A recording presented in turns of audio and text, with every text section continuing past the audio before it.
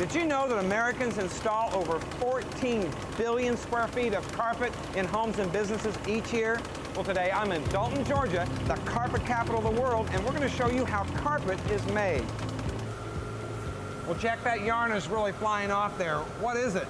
That's actually twisted nylon, but we start off with nylon BCF, which stands for bulk continuous filament.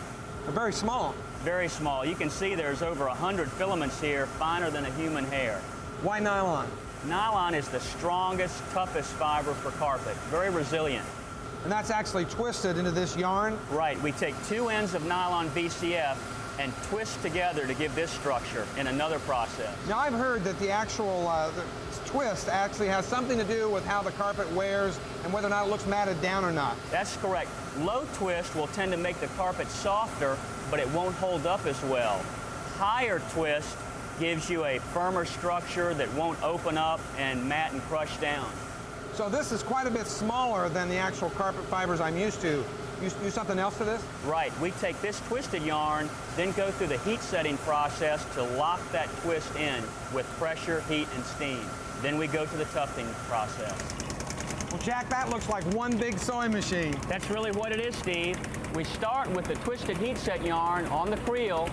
Those ends come up through these series of pipes and down into the tufting machine. In an actual carpet mill, this machine will be about 12 feet wide. Now, each of these ends of twisted heat set yarn feeds through a needle, and those needles tuft or stitch that carpet fiber into the primary backing fabric, which you can see is advancing through the tufting machine. So more needles mean more stitches means I can make a heavier weight carpet. That's exactly right. Now, this is basically a primary backing material, and what comes out the other side of this is something that looks very similar to the finished product, carpet. Exactly. And then this will get a secondary backing, which makes it a little stiffer and heavier. That's right. So, Jack, how do you dye carpet?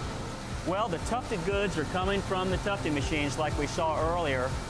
Under this dye application head where liquid dye is being pumped through and coating the carpet fibers, just basically saturating them with liquid. After that, the dyed carpet is going through a steam fixation step where the dyeing reaction takes place.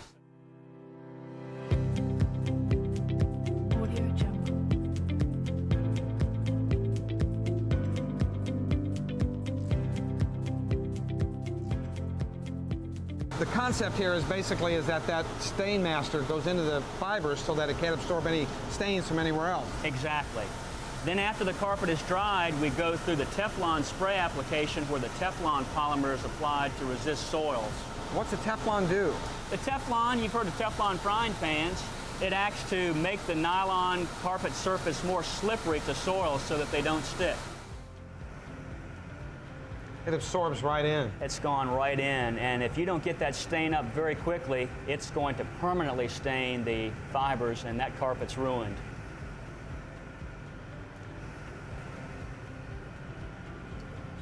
Well, it beads right up. Right, that's the Teflon repelling action, and that bead will stay there for minutes or even hours until a consumer can get to that and wipe it up. But even if that bead goes away and starts to soak down into the carpet, the anti-stain action takes over and the fibers won't absorb that dye. That's amazing.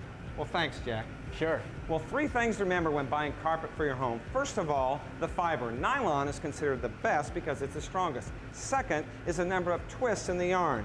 More twists means that your carpet is going to be more resistant to crushing from traffic.